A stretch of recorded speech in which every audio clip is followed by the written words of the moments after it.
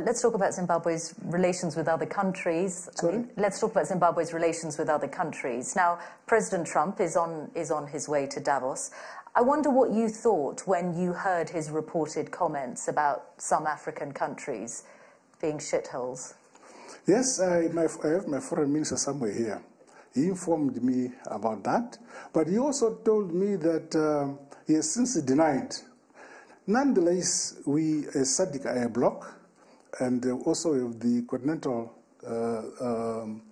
bloc, that is the AU.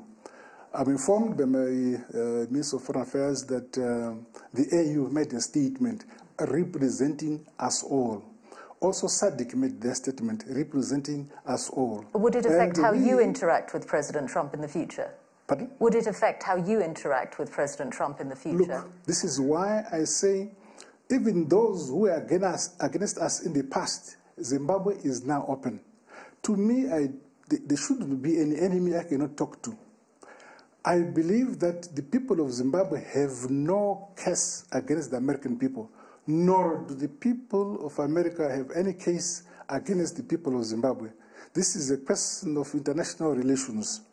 If President Trump came here today, when I'm still around, I'll be able to talk to him. I'll be able to make requests from him and say, oh, Mr. President, Zimbabwe is open for business. I know Americans like to play golf.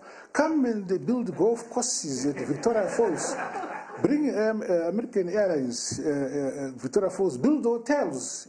And they'll give you incentives, 5-year incentives for you to do all those things.